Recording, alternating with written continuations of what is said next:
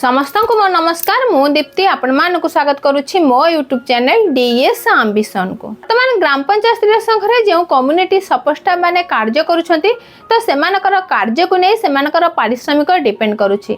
तो वर्तमान आपण माने दुईटी उपाय रे पारिश्रमिक पाई परिबे। गोटे रहउछि आपण मानकर मंथली जो कार्य टार्गेट दिया हिछि जदि सही हिसाब रे कार्य करूछंती आपनकर रेस्पोंसिबिलिटी जहा रहिछि सही हिसाब रे जदि कार्य करूछंती सेथि लागि पारिश्रमिक पाइबे। आ कार्य को बाद देला परे जदि आपण किछि एक्स्ट्रा कार्य करूछंती केउ कार्य पई आपण मानकर किपरि इंसेंटिव रहिछि ता मध्ये ओडिसा जीविका मिशन द्वारा गाइडलाइन प्रस्तुत करा जायछि। ये पारिश्रमिक बाबदे केते पाइबो के इंसेंटिव बाबदे केउ कार्य लागि केते पाइबो ऑलरेडी मु मोर पूर्व वीडियो रे आपण मानक सहित आलोचना करि सारिछि।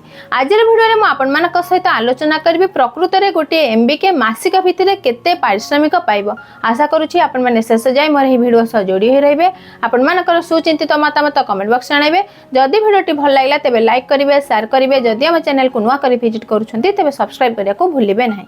ओडिसा रे जेउठारे वर्तमान एमबीके कार्य करूछंती अर्थात प्रत्येक ग्राम पंचायत स्त्री संघ रे जेउ एमबीके माने कार्य करूछंती तो समस्तଙ୍କର वर्तमान मासिक पारिश्रमिक पाखापाखि फिक्स्ड रहिछि। अर्थात तांकर पारिश्रमिक केबे हेले स्वयंसहायक गोष्ठी हो बा आंचलिक मंच संख्या हो बा हाउस होल्ड हो ता ऊपर डिपेंड करू नाही। किंतु जहा इंसेंटिव रहिछि तो से इंसेंटिव की जदि हमें विचार करबा तो निश्चित भाबे ता स्वयंसहायक गोष्ठी आंचलिक मंच हाउस होल्ड ऊपर डिपेंड करूछि। गाइडलाइन अनुसार जहा भी पारिश्रमिक रहिछि जो कार्य आगे केते पारिश्रमिक रहिछि ता निश्चित भाबे सही पारिश्रमिक मासिक भितरे पूर्व परि प्रदान करा जिवो।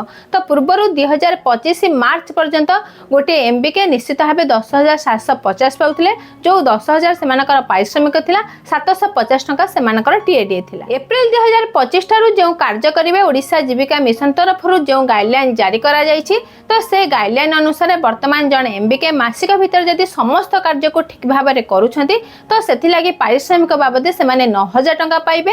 ता सहित सेमानकर जो टीएडीए पूर्व परि 500 और 250 थिला तो मोट 750 टका अर्थात 9,750 टका सेमाने पाइ। यहा को छाला परे जो आपण मानकर इंसेंटिव रहिछि तो मंथली जो इंसेंटिव रहिछि जेपर कि जदि एमआईपी आपण मानकर प्रस्तुत होछि स्वयंसहायक गोष्ठी ग्राम पंचायत स्तर संघरु ऋण नेबा लागि तो से एमआईपी को जेहेतु एमबीके द्वारा तदारख करा जाउछि तो प्रत्येक एमआईपी पिछा सेमाने 50 टका लेखाए इंसेंटिव पाइबे। तो एही इंसेंटिव आपण मानकर मंथली मिलिबो जहाँ आपण मानकर एमआईपी बाबद रही 9,750 को बाद दे तो गोटे ग्राम पंचायत स्तर संघ जेतोटी एमआईपी गोटे मासरे प्रस्तुत करुछि तो ताहारी उपरे तांकर एही इंसेंटिव डिपेंड करू। जो महिला माने क्षुद्र उद्योगी हेबे तो सेथि लागि सेमानकर प्रपोजल प्रस्तुत करबा सेमाने केउ प्रकार उद्योगी हेबे सेमानकर कोन फाइनेंशियल सपोर्ट रहिछि सेमाने किपरि वुमेन एंटरप्रेन्योर होई परिबे सेथि लागि जो सेमानकर फंड प्रपोजल प्रस्तुत करिवे तो सेथि लागि पर मेंबर पिछा तांको 100 टका मिलिबो। तो निश्चित भाबे गोटे मंथली जदि सेमाने जेतोटी वुमेन मानकर एंटरप्रेन्योर मानकर प्रपोजल प्रस्तुत करूछंती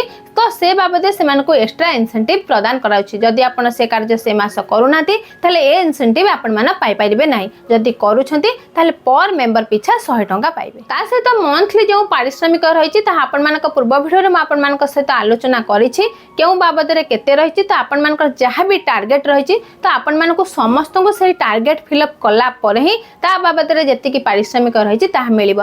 जेपर कि इसी मीटिंग करिवे रिजोल्यूशन करिवे ता लागि 2,000 टका लोकसेवा रे आपनकर समस्त ट्रांजैक्शन को एंट्री करिबा ता से अप्रूवल करिबा जहा भी लोकस पय आपण मानकर दायित्व रहिछि तो जदि से कार्य करूछंती ताले से बाबदरे 2,000 टका एम्ति कार्य को बंटन करा जायछि। जदि कार्य आपण ठीक भाबरे से मास करूछंती ताले आपण ता बाबदरे जेति की टंका पारिश्रमिक अछि पाइबे। जदि समस्त कार्य को ठीक भाबरे करूछंती ताले पारिश्रमिक बाबदे समस्त एमबीके निश्चित भाबे 9,750 टका पारिश्रमिक पाइबे। एहा को छल्ला परे एमआईपी आ वुमेन एंटरप्रेन्योर को देखि आपनकर इंसेंटिव से मास निर्भर करूछि। तो यहा थिला आपण मानकर पारिश्रमिक कार्य को नै गोटे एमबीके गोटे मास पर्टिकुलर केते पाइबो जहा आपण माने बारंबार कमेंट बॉक्स रे पचारछिंदी सेथि लागि ए वीडियो मु आपण मानक पय नै आसीछि।